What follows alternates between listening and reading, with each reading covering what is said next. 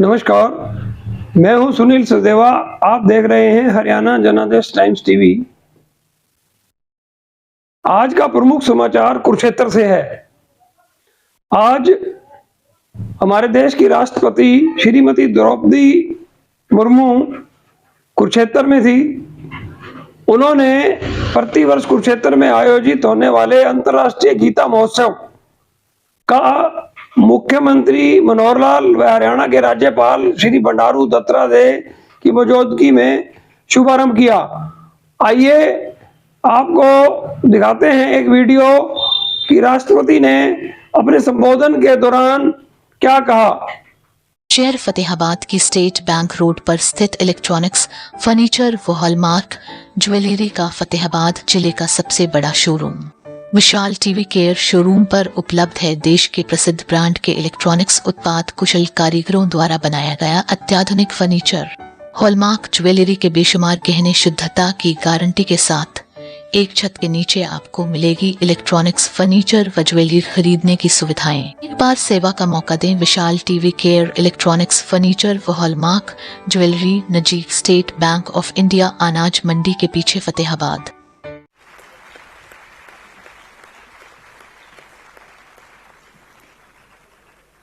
बहुत बहुत आभार माननीय राष्ट्रपति महोदया का। हरियाणा वासियों को, आप सबको इस बात के लिए अनेकों अनेक बधाई। सुशासन के तमाम आयामों में एक ऐतिहासिक दिन और ऐतिहासिक अध्याय इस रूप में आज जुड़ा है। यह हम सबके लिए सौभाग्य की बात है।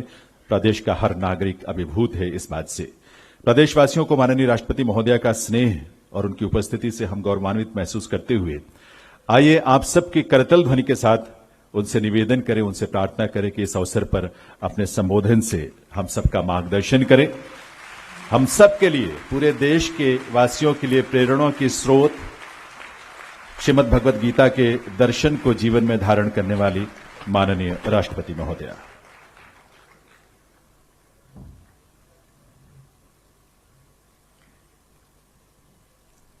अंतर्राष्ट्रीय गीता जयंती महोत्सव में उपस्थित हरियाणा के राज्यपाल श्री बंडारू दत्तात्रेय जी, मुख्यमंत्री श्री मनोहर लाल जी, भारत में नेपाल के राजदूत डॉक्टर शंकर प्रसाद शर्मा जी, हरियाणा के शिक्षा मंत्री श्री कुंवरपाल गुर्जर जी,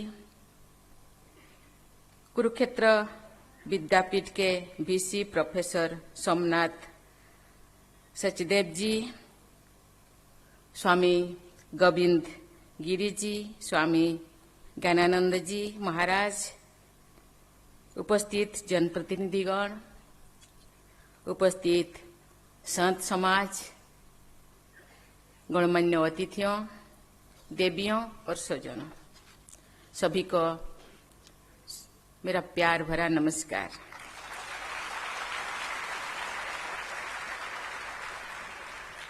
कुरुक्षेत्र में अत्यंत पावन ब्रह्म सरोवर के तट पर आयोजित इस अंतर्राष्ट्रीय गीता जयंती महोत्सव में शामिल होकर मुझे आध्यात्मिक आनंद की अनुभूति हो रही है। ये लोकमान्यता मुझे रोमांचित करती है कि इसी क्षेत्र में सरस्वती नदी के तट पर वेदों और पुराणों को लिपिबद्ध किया गया था। इसे मैं भगवान श्री कृष्ण का वरदान मानती हूं कि राष्ट्रपति के रूप में हरियाणा की अपनी पहली यात्रा को मुझे इस धर्म क्षेत्र से आरंभ करने का अवसर प्राप्त हुआ है। महाभारत के वन पर्व में इस क्षेत्र की तुलना स्वर्ग से की गई है। ये बसंती कुरुक्षेत्र ते बसंती त्रिविष्टपे, अर्थात जो लोग कुरुक्षेत्र में निवास करते हैं वे साक्षात स्वर्ग में वास करते हैं। आजकल सभी देशवासी आजादी का अमृत महोत्सव मना रहे हैं। ये उल्लेखनीय है कि हमारे स्वाधीनता संग्राम के दिशा देने वाला लोकमान्य तिलक और महात्मा गांधी जैसे महानायकों ने जीवन के प्रत्येक क्षेत्र में गीता से मार्गदर्शन प्राप्त किया करते थे। उन्होंने गीता पर अपने अपने टीकाएं भी लिखी है। देवियों और स्वजनों, मुझे बताया गया है कि ये उत्सव वर्ष 2016 से अंतर्राष्ट्रीय स्तर पर मनाया जा रहा है।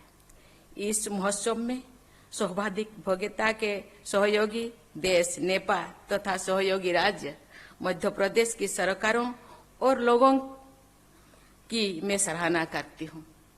मुझे ये जानकर खुशी हो रही है कि कई देशों के राजदूत भी इस महोत्सव में शामिल हो रहे हैं। अनेक देशों के नागरिकों ने इस महोत्सव के कार्यक्रम में भाग लेने के लिए ऑनलाइन रजिस्ट्रेशन करवाए हैं। देश के बाहर भी इस महोत्सव के आयोजन हुई है। अनेक रोचक माध्यमों से गीता के अमर और जीवंत संदेश को देश विदेश में प्रसारित करने के प्रयास की गई है। हरियाणा के राज्यपाल श्री बंडारू दत्तात्रेय जी, मुख्यमंत्री श्री मनोहर लाल जी तथा राज्य सरकार की पूरी टीम को मैं सराहना करती हूँ। लाखों अंत्योदय परिवार के लाभार्थियों के लिए लागू की जा रही है मुख्यमंत्री स्वास्थ्य सर्वेक्षण योजना के प्रथम चरण का शुभारंभ करके आज मुझे बहुत संतोष अनुभव हो रहा है। जिला सिरसा में स्थापित किए जाने वाले मेडिकल कॉलेज एवं हॉस्पिटल का शिलान्यास करने को मैं जनमानस की स्वास्थ्य सेवा से जुड़ने का सुअवसर मानती हूँ। ये दोनों ही कार्य गीता में कही गई ये बात याद दिलाती है कि सर्वभूत हिते रता, अर्थात समस्त प्राणियों के हित में लगे हुए लोग भगवान के कृपा पात्र रहते हैं। जन कल्याण को संबल प्रदान करने वाले इन दोनों परियोजनाओं के लिए मैं राज्य सरकार की हृदय से प्रशंसा करती हूँ।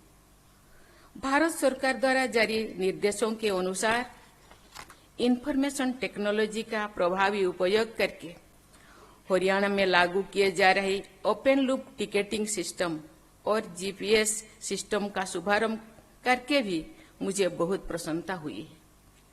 ये व्यवस्था गीता में बताया गया है कि योग कर्मसु कौशलम के आदर्श का उदाहरण है। यातायात तथा परिवहन को कुशलता पूर्वक संचालित करने की इस पहल के लिए मैं एक बार फिर हरियाणा सरकार को सराहना करती हूँ। देवियों और स्वजन, श्रीमद् भागवत गीता सही अर्थों में एक अंतर्राष्ट्रीय पुस्तक है।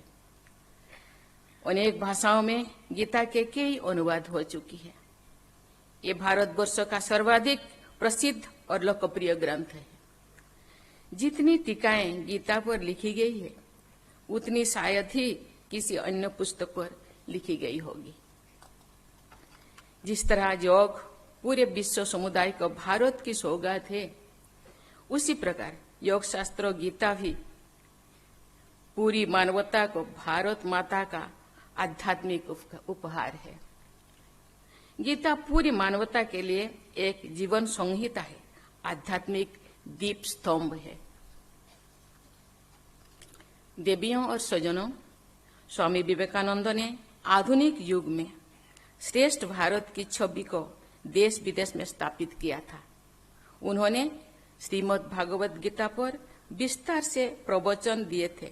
स्वामी विवेकानंद कहते थे, गीता कायरता को छोड़ने और वीरता को अपनाने का उपदेश देती है। हरियाणा के वीर जवानों, मेहनती किसानों और संघर्ष करने वाली बेटियों ने गीता के उपदेश को जीवन में ढालकर अपने अपने कर्म क्षेत्रों में हरियाणा का और पूरे देश का गौरव बढ़ाया है। हरियाणा की इस यात्रा के दौरान विभिन्न क्षेत्रों में अपना विशेष योगदान देने वाली बहनों और बेटियों से मिलने का भी मैं निर्णय लिया है।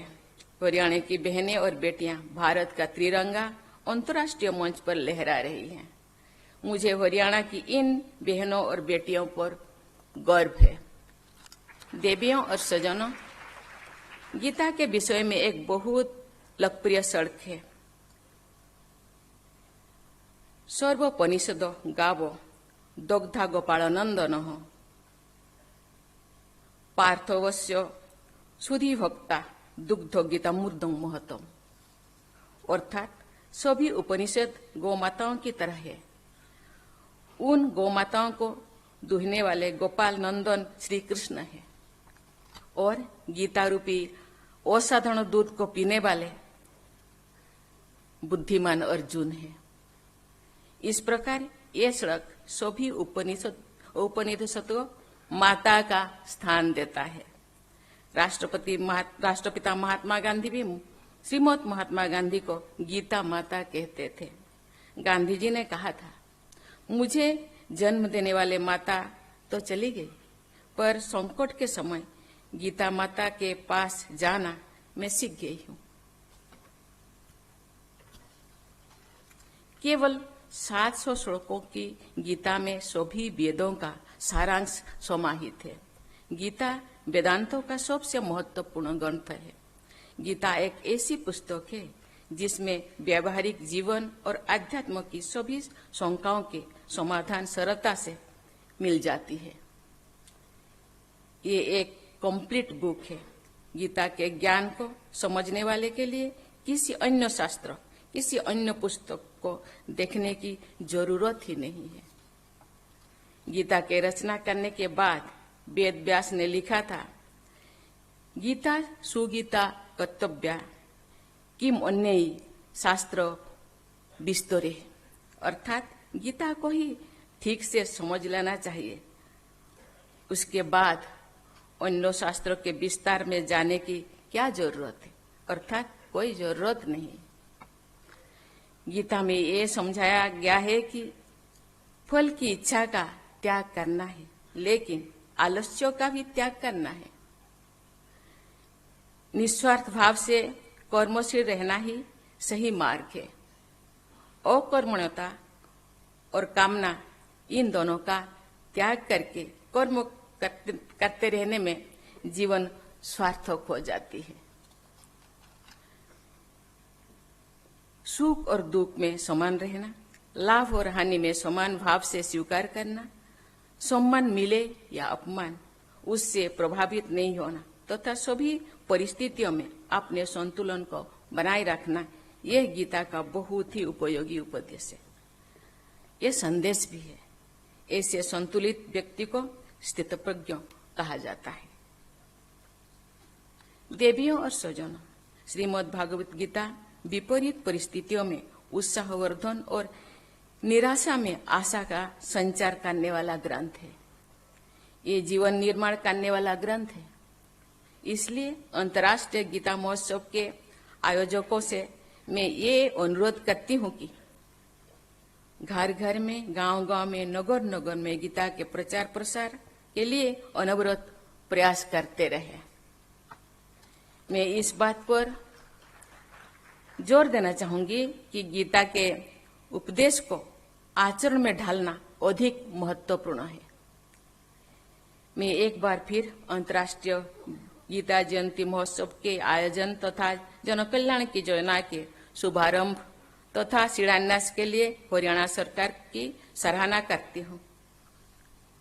सबसे तेज गति से विकास कर रहे राज्यों में शामिल हरियाणा के सभी निवासियों के उज्जवल भविष्य की मंगल कामना के साथ मैं आपको बहुत बहुत बधाई देती हूँ। मैं अपनी वाणी को विराम देती हूँ। जय हिंद, जय भारत।